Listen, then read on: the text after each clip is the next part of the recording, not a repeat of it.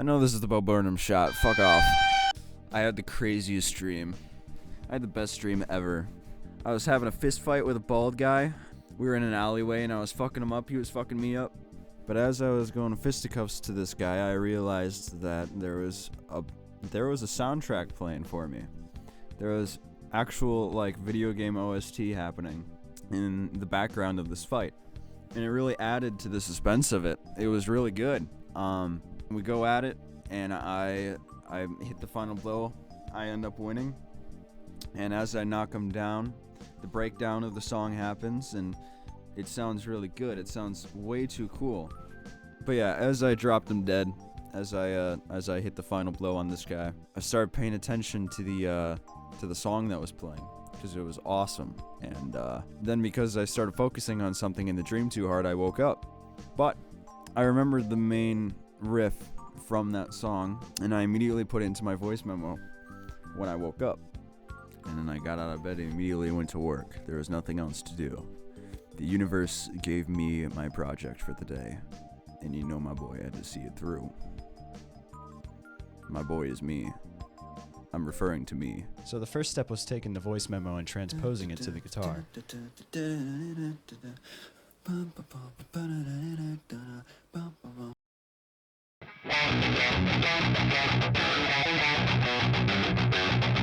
I already knew it was in B standard or drop B because it was a lot of chugging the open string. Everything was solid except for this last quick string of notes. It sounded interesting, but for the tempo the riff sits at, adding 16th notes was just a little too fast for me to play. Plus it sounded a little too sound like Spurg. I don't know, too busy. I decided to just change it to 4 notes instead of 8.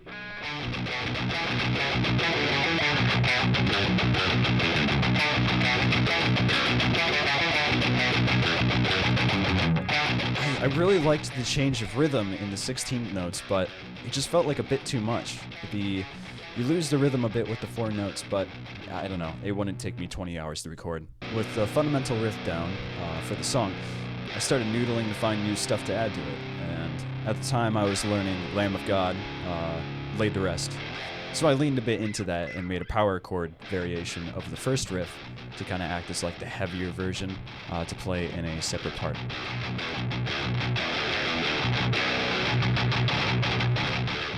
Like I said before, as the original riff was definitely taking notes from Lamb of God and early Avenged Sevenfold kind of stuff, I wanted to originally stick with that feel, but for some reason whenever I'd go to make like the B and C parts, it would always end up sounding super Linkin Park, because I think I was really into that at the time.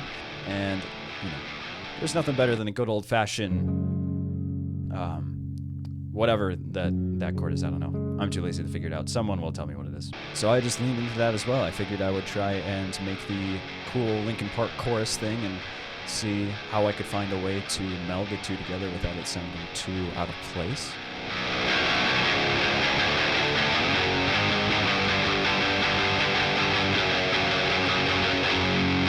So the Linkin Park ass riff was just a basic power chord progression.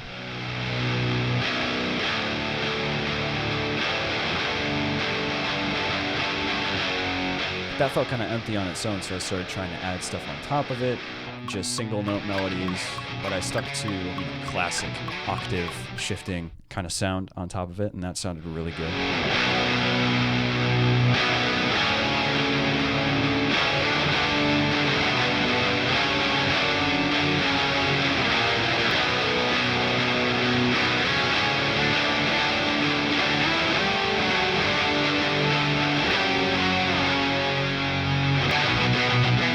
So I had kind of the chorus, I had the main riff, I had the heavy version of that riff, but I needed something to try and help meld these together, because at the time it kind of sounded like just 2 different songs, which led me to noodling some more, trying to find some new stuff, and which made me stumble upon the pride and joy of this whole song.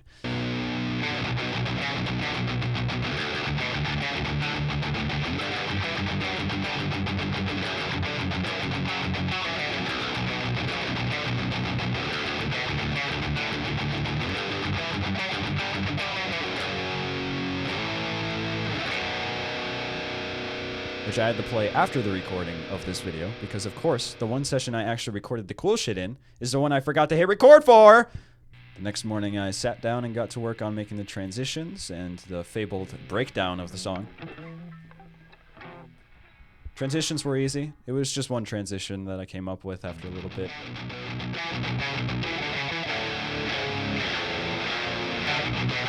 A harmonized 2-guitar thing going back and forth. And I just put it in multiple places because I was way too lazy to try and come up with multiple different transitions. The breakdown. Yes. I was pretty happy with it.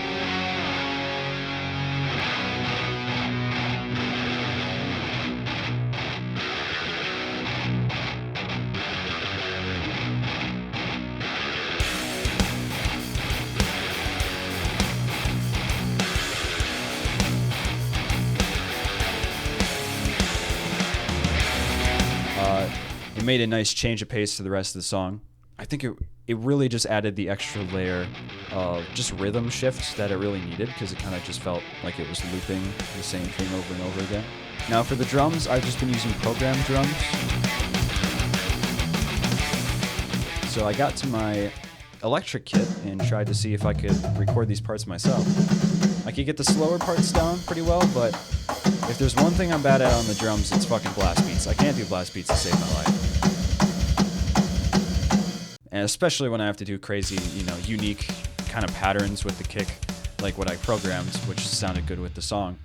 And I decided if I wasn't going to record all of it, I'm just going to leave it all programmed. I'll come back to it when I'm, actually good enough to do that all myself. And finally, all I really needed was some bass, which I spent a good couple hours figuring out and recording.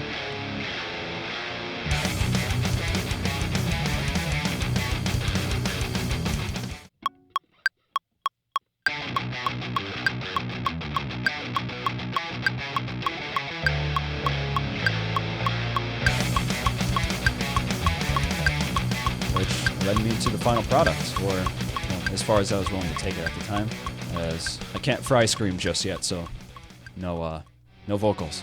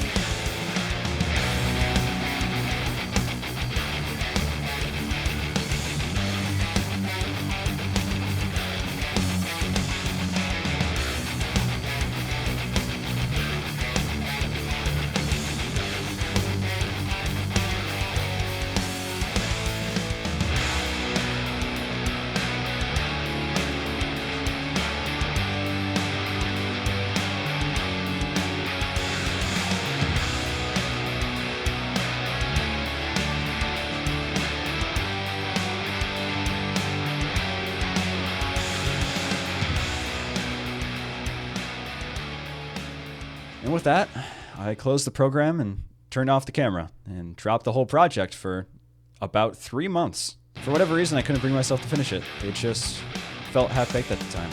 I took a good look at it and decided to give up, to just drop it. But for the couple months leading afterwards, a small voice in my head was constantly nagging at me to come back and finish this project and upload it.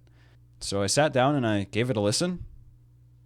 What I was expecting was to shake my head in embarrassment and decide to drop it again like I did last time, but when I played it, it actually sounded kind of good. Sure, it wasn't any masterpiece or anything, it wasn't super unique, but, it really wasn't that bad. And at the time, I really thought it kind of just sucked.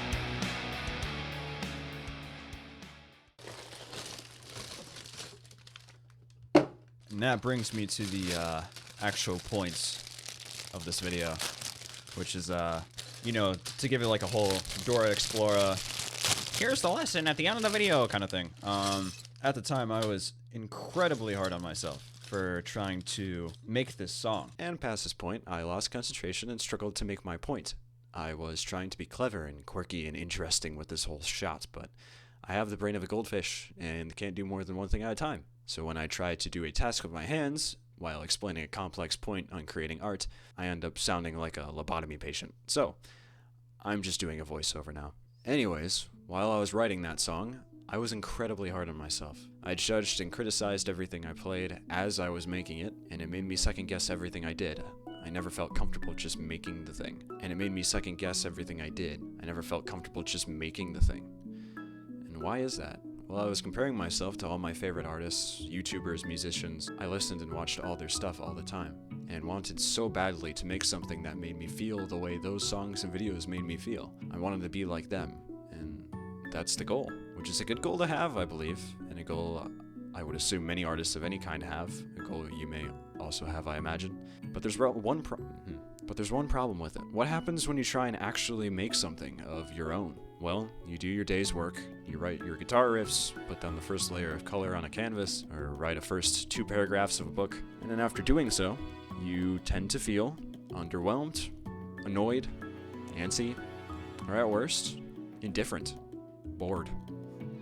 You end up shrugging at your underwhelming creation and close it for the day, probably to never touch it again, waiting for the next time to feel that spark of inspiration to sit down and start something new, to try and make your magnum opus.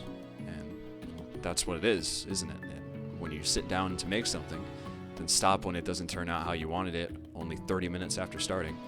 That comes from the expectations that you hold for yourself. The expectation that you must make art that is equal in greatness to the art that inspires you. And those are incredibly high expectations. But it's not your fault for having that expectation. It comes with the world that we live in. And the point has been made by countless people countless times already, but I'll say it as well. Social media has made us believe that everyone else is better than you. Everyone's got it all, and you have none of it. And this extends to art as well. It's easier than ever to see how much your favorite artists have impacted other people. All the statistics publicly shown: followers, listeners, viewers, comments, donations.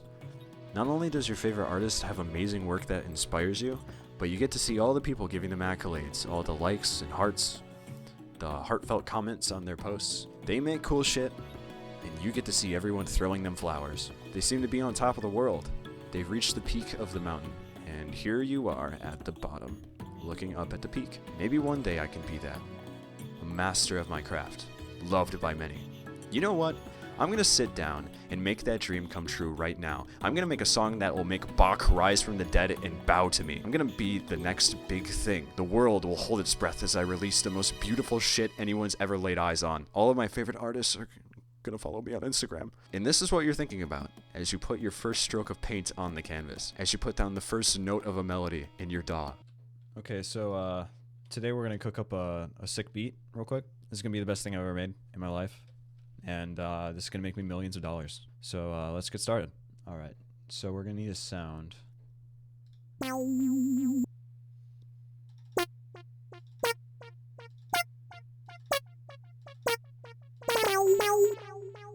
All right, let's hear that back.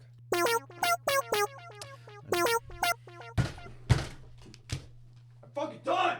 And you're thinking to yourself right now, no, That's not me. I don't think about those things. I just make art and quit immediately because I'm tired. uh-huh.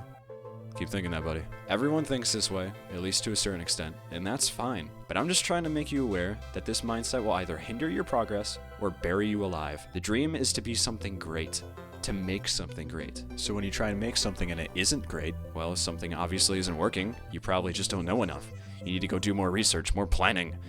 Just anything besides the actual art, please. Well, there's one thing I understood from listening to those I look up to. It's that to make something great, you have to do a lot, and I mean a lot, of mundane, uninteresting, and boring things. Greatness, or at least the appearance of it, comes from the making of a lot of stuff that isn't great. And to quote a legitimate father figure of mine growing up, Dude, sucking at something is the first step towards being sorta good at something.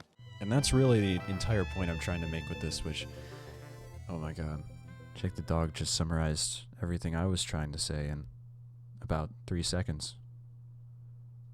Oh my god. Your favorite artists still make a lot of boring, uninteresting stuff. They just don't show you that stuff.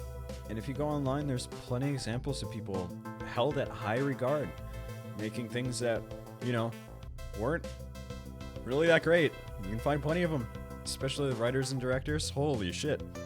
All over the place.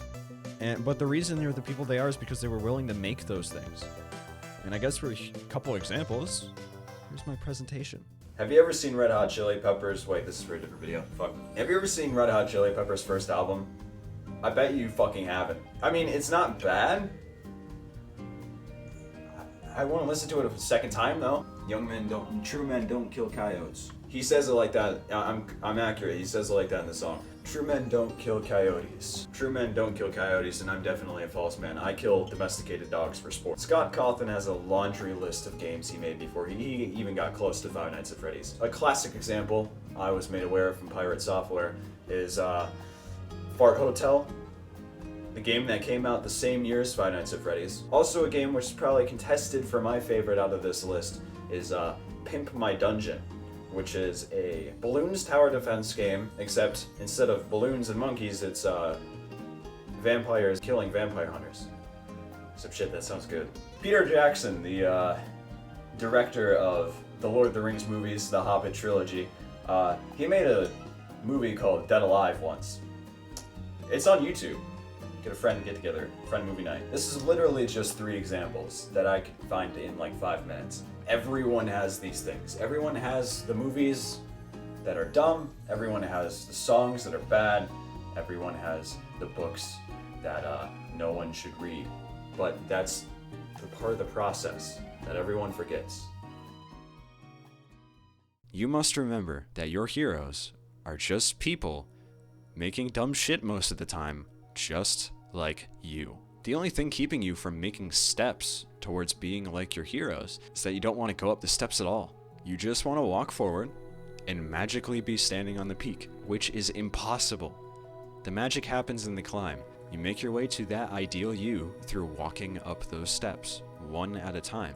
It happens when you take those high expectations, throw them out the window, and give yourself permission to make uninteresting things. You can't become a master chef from reading recipes all day. You just gotta cook. Staring at the mountaintop will overwhelm you, so stop looking at it. Go up the first step, then the next, then the next, then the next. When you run a marathon, you don't sit there and thinking about the 26th mile. You take on the first mile, then the second, then the third. In movies, when the characters have to make it over a dangerous high-altitude obstacle, they almost always tell each other, "Don't look down, just keep moving. Don't look down." And that's why they say it, to not overwhelm themselves with their goal. It's good to have the goal, but if the goal is all you think about, you're almost always gonna fall. So just remind yourself that.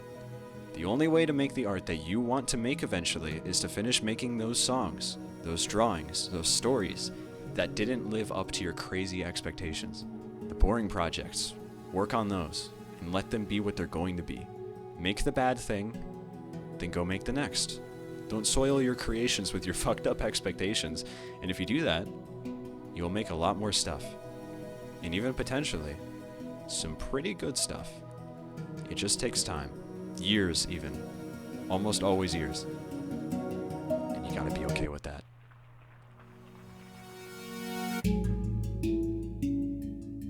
It's Max Verstappen. No, it's not. It's not him. It's done. Damn. Actually looks pretty good.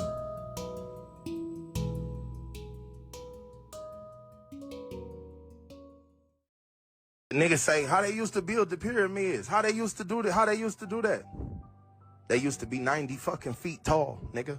They used to eat and drink the sunlight every day. Pray to that bitch. Nah, we used to pray to the sun, nigga. The sun was our friend. Elephants, we locked in with them, bitch. 100 niggas deep, let's get it. Yeah, this bitch finna have Wi-Fi, air conditioner, it's an elevator downstairs. Hey, get to work. Get to fucking work. That's how we did it. Nah, I remember. I was there. Fuck you. I was one of the tallest niggas out there, bitch. I used to put the gold at the top. You remember the little gold at the top of the bitch? That was me, nigga. Fuck, that's me right there, holding that big slab down. I used to draw on that big, these hieroglyphics, nigga. You don't know nothing about no fucking hiero shit. All you know is you eat a gyro.